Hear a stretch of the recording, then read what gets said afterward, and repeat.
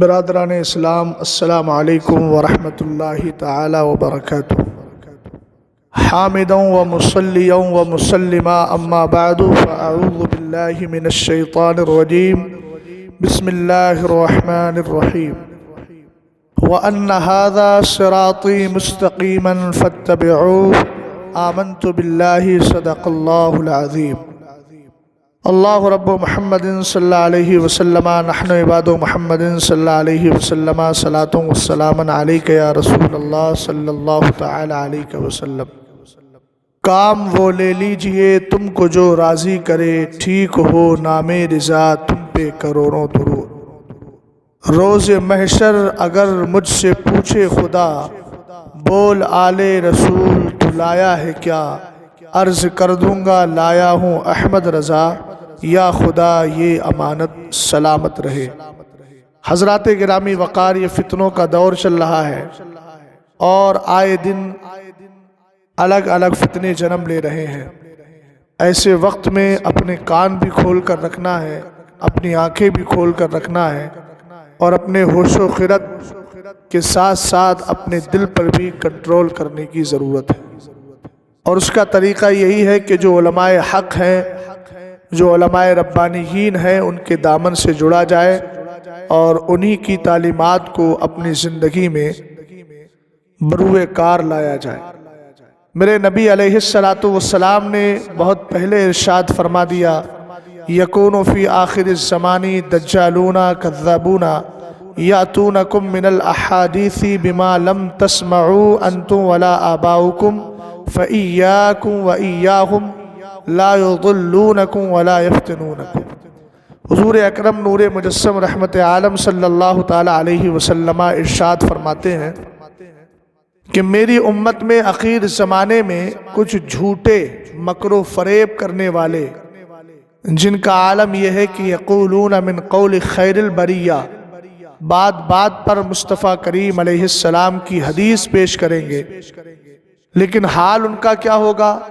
یمرقون من الدین کما یمرق السہم من الرمیۃ، وہ ایمان سے اور دین سے ایسے نکل جائیں گے جیسے تیر اپنے شکار کو پار کر کے باہر نکل جاتا ہے۔ اور یہ وہی ہوں گے جن کے عقیدے خراب ہوں گے، جن کے نظریات خراب ہوں گے، جو نئی نئی فکریں لے کر آئیں گے۔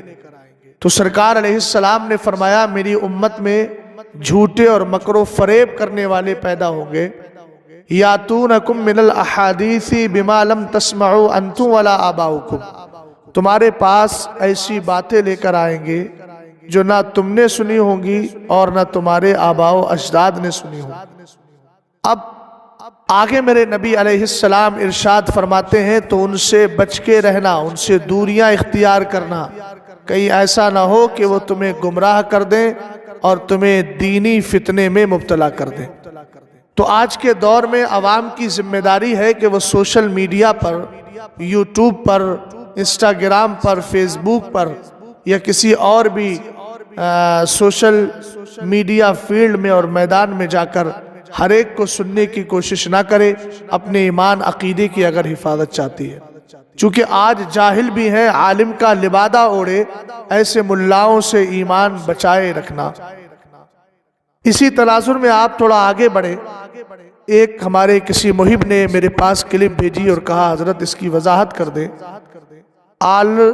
آلرا ٹی وی کے نام سے ایک چینل ہے جس کا شیطان اعظم، مردود اعظم، ابلیس زماں، دجال زماں، مکار زماں، کذاب زماں، یہ سارے القاب اس کے لیے کم ہے۔ اس کو زمانہ یونس الگوہر کہتا ہے، جس کی شکل و صورت بتاتی ہے کہ یہ انگریزوں کا دلدادہ ہے، فاسق مولن ہے، داڑھی مڈی ہوئی ہے، اور جو ہلکی سی ہے بھی اس کو نہ جانے کون سی صورت اور شکل کہتے ہیں، فرنچ ٹائپ کی یا کسی بھی ٹائپ کی، اور پینٹ شرٹ پہنتا ہے، سر پر ٹوپی بھی نہیں رہتی ہے، یعنی شکل و صورت اس کی یہودیوں جیسی ہے۔ اور مجھے لگتا ہے کہ وہ عبداللہ ابن سبا سے تو اس کا کوئی تعلق نہیں ہے، چونکہ اسلام کی تاریخ کو اگر آپ پڑھیں گے تو ایسے یہودی فکر رکھنے والے اور یہودی مزاج رکھنے والے بہت سارے ایسے افراد تھے جو اسلام میں گھس کر مسلمانوں کے ذہن و دماغ کو خراب کرنے کے لیے آ گئے۔ بریلی شریف سے کسی شخص نے اس سے سوال کیا ہے کہ اعلیٰ حضرت امام اہل سنت رضی اللہ تعالیٰ عنہ کو میں تو ولی نہیں مانتا، آپ بتائیے ولی کہہ سکتے ہیں کہ نہیں، اور ان کے ترجمے کے بارے میں کیا ہے؟ تو اس مردود نے جواب میں یہ کہا، اب دیکھیے جو سرکار نے فرمایا تھا نا کہ تمہارے پاس ایسی باتیں لے کر کے آئیں گے جو باتیں نہ تم نے سنی ہوگی نہ تمہارے باپ دادا نے سنی ہوگی۔ وہ کہتا ہے کہ یہ بات تو پکی ہے کہ وہ اللہ کے ولی تو نہیں تھے۔ ہم نے کہا تو نے یہ کیسے فکس کر لیا کہ وہ اللہ کے ولی نہیں تھے، جبکہ تیری شکل و صورت تو یہودیوں سے ملتی جلتی ہے، تو پکا فاسق مولن ہے۔ اور ایک فاسق مولن جاہل مطلق وہ کسی ذات کے بارے میں یہ فیصلہ کرے گا کہ وہ ولی تھے کہ نہیں، اور یہ بھی مان رہا ہے کہ رسول اللہ صلی اللہ تعالیٰ علیہ وسلم کی البتہ انہوں نے محبت کا اظہار کیا ہے، ان کی نعتوں سے پتہ چلتا ہے، اور وہ اللہ اولیاء اللہ کے عقیدت مند بھی تھے، اور البتہ اتنا کہا جا سکتا ہے کہ ان کا عقیدہ درست تھا اور وہ عالم بعمل تھے۔ اب جب عالم بعمل مان رہا ہے، اس کے بعد یہ کہتا ہے کہ صرف مولوی تھے وہ، اب عالم بعمل بھی کہہ دیا تو کیا کوئی جاہل ولی ہوتا ہے؟ حضرت امام شافعی رضی اللہ تعالی عنہ کا قول، جس کو مقال عرفہ باعزاز شرع و علماء میں غالباً اعلیٰ حضرت امام اہل سنت نے کوٹ کیا ہے، نقل کیا ہے، کہ امام شافعی رضی اللہ تعالی عنہ فرماتے ہیں کہ اگر عالم ولی نہیں ہو سکتا تو پھر کون ولی ہوگا؟ اور خود قرآن پاک بھی کہتا ہے انما یخشی اللہ من عبادہ العلماء، علماء ہی اللہ سے ڈرا کرتے ہیں، اور خشیت الہی کا نام ہی تو ولایت ہے۔ بھئی اولیاء اللہ، الا ان اولیاء اللہ لا خوف علیہم ولا هم یحزنون، اللہ کے جو ولی ہیں انہیں نہ کوئی خوف ہے نہ کوئی حزن و ملال۔ تو کس کا خوف نہیں ہے؟ دنیا کا خوف نہیں ہے۔ کیوں نہیں ہے دنیا کا خوف؟ اس لیے کہ ان کی شان رب قدیر نے جو فرمایا فَإِيَّايَ فَارْهَبُونَ، صرف مجھ سے ہی ڈرو۔ تو اولیاء اللہ خشیت الہی دل میں رکھتے ہیں، اس لیے دنیا کا کوئی خوف نہیں ہوتا، کوئی آخرت کا دنیا کا رنج نہیں ہوتا، چونکہ تمغہ ان کو یہ ملا کہ انہوں نے اللہ کا خوف دل میں رکھا، تو اللہ نے دنیا کے سارے خوفوں کو، سارے رنج و ملال کو ان کے دلوں سے دور فرما دیا۔ تو یہ تو ایک بڑی مسخرے پن اور یہ احمقانہ بات ہو گئی، سفیہانہ گفتگو ہو گئی کہ کوئی آدمی یہ بھی کہے کہ وہ عالم بعمل ہے اور اس کے ساتھ یہ کہے کہ وہ ولی تو نہیں ہو سکتے۔ تو بھئی اور ولی نہیں کہا جا سکتا۔ پھر اس نے جو ہے ولی بننے کی 3 شرطیں بیان کی ہیں۔ پہلی اس نے یہ کہا کہ پہلی شرط ہے باطنی تعلیم ہونا چاہیے، اور اعلیٰ حضرت کو باطنی تعلیم نہیں تھی۔ اب اس نادان زمانہ سے یہ پوچھا جائے کہ اگر آپ کے پاس باطنی تعلیم نہیں تھی تو محررہ مقدسہ جہاں کی سرزمین پر الحمدللہ آج بھی 7 کتب تشریف فرما ہے، تو سرکار اعلیٰ حضرت رضی اللہ تعالی عنہ کے پیر سرکار سیدنا شاہ رسول ماہر روی رضی اللہ تعالی عنہ کے پاس جب گئے اعلیٰ حضرت، جبکہ ان کا معمول تھا کہ وہ پہلے تصفیہ قلب کیا کرتے تھے، تزکیہ نفس کرایا کرتے تھے، دل کو صاف کیا کرتے تھے، تب خلافت دیتے تھے، لیکن یہاں گئے اور خلیفہ بھی بنا لیا، مرید بھی بنا لیا۔ آپ سے سوال ہوا حضور آپ نے اپنی روش بدل دی ہے یا پھر یہ کہ آپ نے ان کو اسپیشلی اتھارٹی دے دی، اختیار دے دیا؟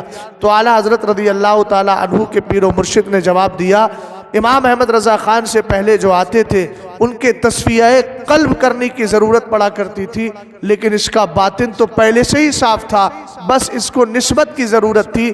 تو اب اس نادان سے کوئی پوچھے کہ باطنی تعلیم کس کو کہتے ہیں؟ بے باطنی تعلیم یہی تو ہے، تزکیہ نفس، تصفیہ قلب۔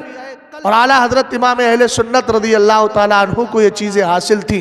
حاصل کیوں تھی؟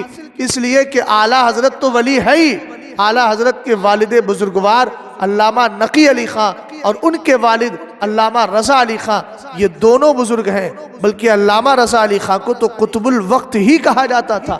قطب وقت کا مطلب غوث زمان، زمانے کا غوث، اس وقت کے زمانے کے غوثوں میں ان کا شمار ہوتا تھا۔ اور ان کا فیضان اعلیٰ حضرت کو ملا، اور علامہ نقی علی خان جنہوں نے اعلیٰ حضرت کی کم عمری میں قد آدم ایک سواری پر بٹھا کر کمر پکڑ کے بٹھایا اور فرمایا بیٹا ہم نے تجھے 11 درجوں تک پہنچا دیا ہے، اب آگے اللہ مالک۔ اعلیٰ حضرت امام اہل سنت فرماتے میرے خیال میں یہ بارگاہ غوثیت تک کے درجات تھے۔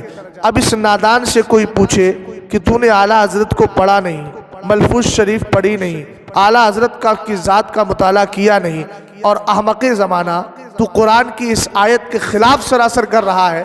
قرآن کہتا ہے وَلَا تَقْفُ مَا لَيْسَ لَكَ بِهِ عِلْم، جس چیز کا تجھے علم نہیں ہے اس کے پیچھے مت پڑھ۔ اب جب تو نے اعلیٰ حضرت کو پڑھا ہی نہیں، ان کی سوانے کو پڑھا ہی نہیں، اور تو صرف اپنے ذہن و دماغ کے اعتبار سے بیٹھ کر گفتگو کر رہا ہے، تو یاد رکھنا تجھ سے بڑا گمراہ گر پھر کون ہو سکتا ہے؟ جو شریعت اور دین کے معاملے میں اپنی عقل کا استعمال کرتا ہے وہ پکا شیطان ہے۔ دوسری بات اس نے کہی کہ ولایت کے لیے تزکیہ نفس و تصفیہ قلب، تو جو میں نے پہلے بات کہی 2 سوالوں کا جواب تو اسی میں ہو گیا، 2 شرطیں پالی گئیں اعلیٰ حضرت امام اہل سنت میں۔ تیسری اس نے کہی کہ ولایت کا کم سے کم، روحانیت کا کم سے کم درجہ یہ ہے کہ وہ اللہ سے ہم کلام ہوا ہو۔ یہ تو نے شرط کہاں سے لگائی ہے؟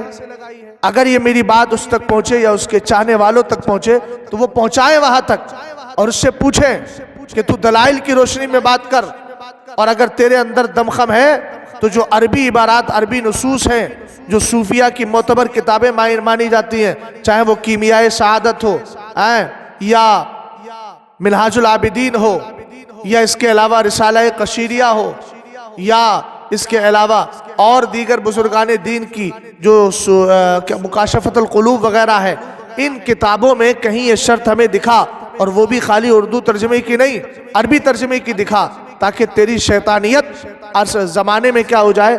عام ہو جائے۔ بات یہ کرتا ہے کہ روحانیت میں کم سے کم درجہ یہ ہے کہ وہ اللہ سے ہم کلام ہوا ہو۔ اب ہم کلامی سے تیری کیا مراد ہے؟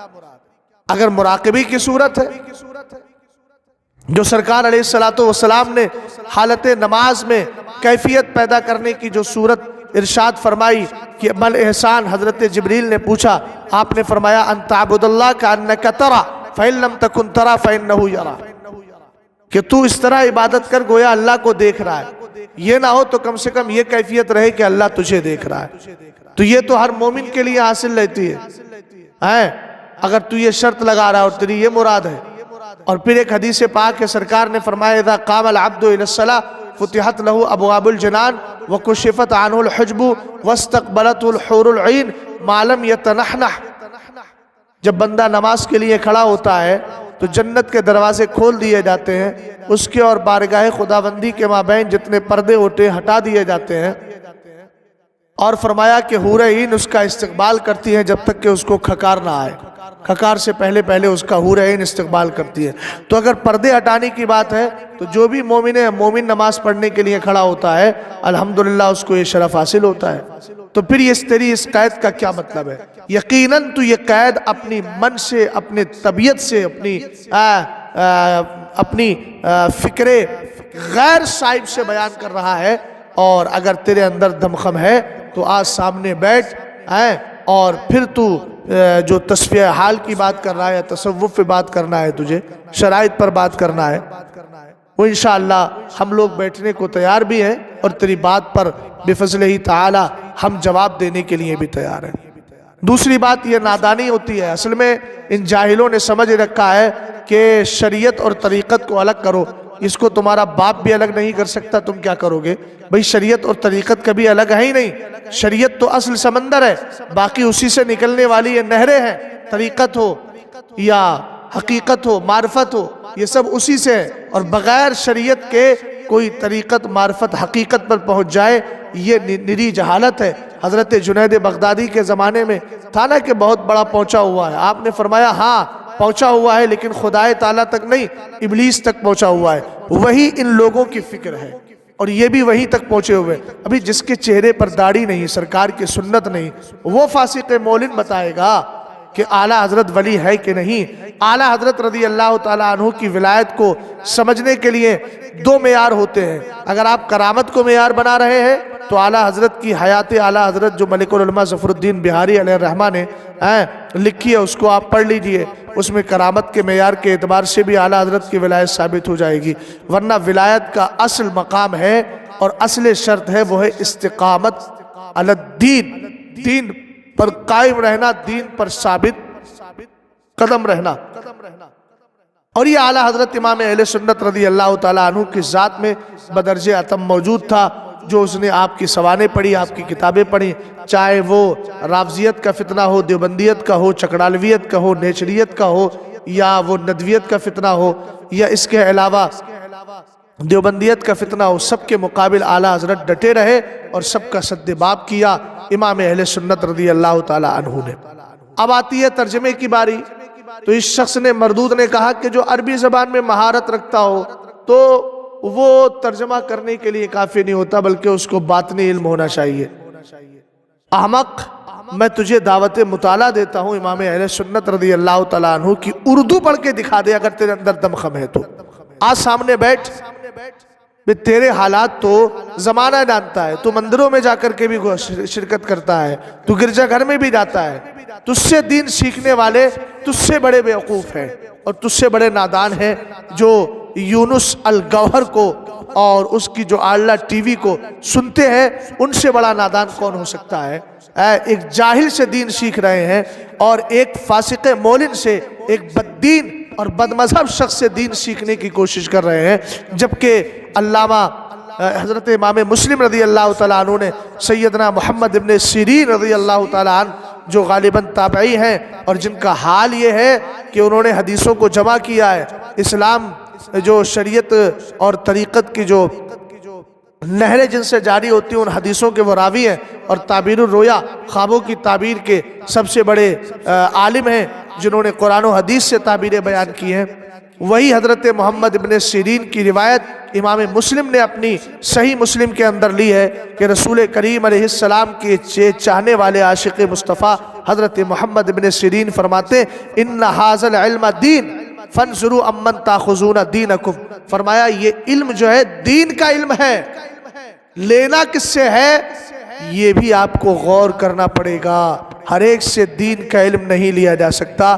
بھی جو فاسق مولن ہے، جو اللہ تعالیٰ کی امانت میں خیانت کر رہا ہے، جو شریعت مصطفیٰ خدا کی دی ہوئی امانت ہے، اس امانت میں جو خیانت کرتا ہو، وہ دین کی بات میں کب مکر و فریب کر جائے، کب آپ سے جھوٹ بول جائے، کب آپ کے ایمان عقیدے کو خراب کر دے، اس کی کوئی گارنٹی نہیں لے سکتا۔ اعلیٰ حضرت امام اہل سنت رضی اللہ تعالیٰ عنہ کا جو ترجمہ ہے، الحمدللہ وہ ترجمہ کنز الایمان حقیقت میں کنز الایمان ہے، جس نے ایمان عقیدے کی حفاظت کی ہے۔ ترجمے کے لیے روحانیت تو اعلیٰ حضرت کے پاس وہ ہے، یہی وجہ ہے اسی روحانیت کا اثر، اسی ادب و احترام کا اثر ہے کہ اعلیٰ حضرت امام اہل سنت نے وَوَجَدَكَ ضَالًّا جیسی آیات اسی طریقے سے لِيَغْفِرَ لَكَ اللَّهُ مَا تَقَدَّمَ مِن ذَنبِكَ وَمَا تَأَخَّرَ، اسی طرح وَلَمَّا يَعْلَمِ اللَّهُ الَّذِينَ جَاهَدُوا مِنكُمْ، اس طرح کی آیات میں بفضلِ تعالیٰ کبھی ٹھوکر نہیں کھائی، اور بڑی خوش اسلوبی اور عشق رسول کے ساتھ آپ آگے بڑھ بھی گئے اور ترجمے کے ذریعے لوگوں کے ایمان عقیدے کی حفاظت بھی کر لی۔ اب یہ مردود کہتا ہے کہ ترجمے تو بہت سے کیے گئے ہیں، سب نے ترجمے کیے ہیں، لیکن پیر کرم شاہ اظہری کے پھر سارے ترجموں کو ناکارہ بتا رہا ہے مردود۔ خود ناکارہ جو ہوتا ہے، چونکہ حضرت ابو بکر صدیق اکبر نے سرکار علیہ السلام کے لیے کیا کہا تھا، آپ سے زیادہ حسین و جمیل کوئی نہیں، اور وہیں جاہل ابو جہل آیا تو کہنے لگا آپ سے بدصورت کوئی نہیں، تو سرکار نے فرمایا آئینہ ہوں، جو اپنی شکل دیکھتا ہے ویسی نظر آتا ہوں۔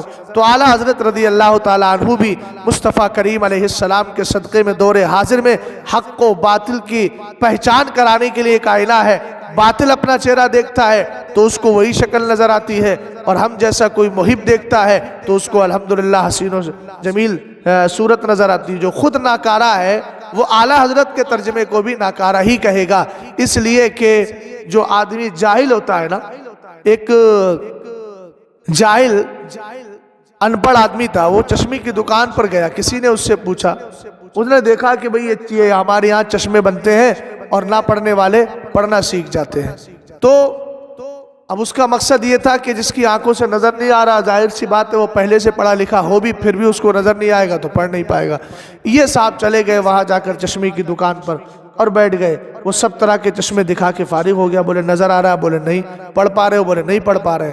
اس نے بعد میں پوچھا کہ آپ نے کسی اسکول میں داخلہ لیا تھا، پڑھائی کی ہے؟ بولے نہ پڑھائی تو نہیں کی ہے. تب اس نے مار کر کے اس کو بھگایا.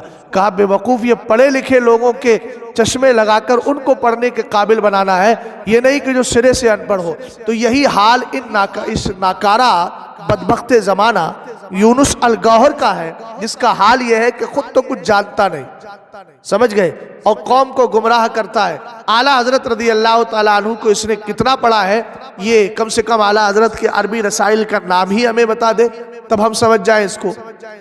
اس لیے میرے عزیز یاد رکھو کہ دور حاضر میں جو فتنے اٹھ رہے ہیں یہ اہل حق سے دور کر رہے ہیں اور ایمان عقیدے کی خرابی کا سبب ہے. ذات کو دیکھ کے بھی فیصلہ کیا جاتا ہے. اس لیے میں اس کو اور اس کے چاہنے والوں کو سب کو یہ پیغام دیتا ہوں کہ سچے دل سے توبہ کرو اور صحیح دین پر آ جاؤ. اللہ تعالیٰ تمہیں ہدایت عطا فرمائے. اور اس کے بعد بھی اگر تمہیں یہی ہے کل حزب بما لدیہم فرحون، جو قرآن نے فطرت بیان کی، تم اسی پر خوش اور نازا ہو اور اعلیٰ حضرت کے تعلق سے اس طرح کے نظریات رکھتے ہو، تو آؤ اپنا ایڈریس اپنا پتہ بتاؤ، اس کے ساتھ پھر مناسب جگہ کا انتخاب کرو. ہم الحمدللہ اعلیٰ حضرت امام اہل سنت رضی اللہ تعالیٰ عنہ کی ولایت ثابت کریں گے، تم اعلیٰ حضرت کی عدم ولایت ثابت کرو. اور جن جناب نے بریلی سے سوال کیا ہے، اگر ان کے اندر دمخم ہے تو وہ میرے سامنے بیٹھے، انشاءاللہ الرحمن میں بتاؤں گا کہ اعلیٰ حضرت ولی ہے کہ نہیں. اللہ تعالی ہم سب کو ان حضرات اولیاء سے محبت کرنے کی توفیق رفیق عطا فرمائے اور انہی کی محبتوں میں زندہ رکھے اور اسی پر ہم سب کو موت نصیب فرمائے. السلام علیکم ورحمۃ اللہ تعالی وبرکاتہ.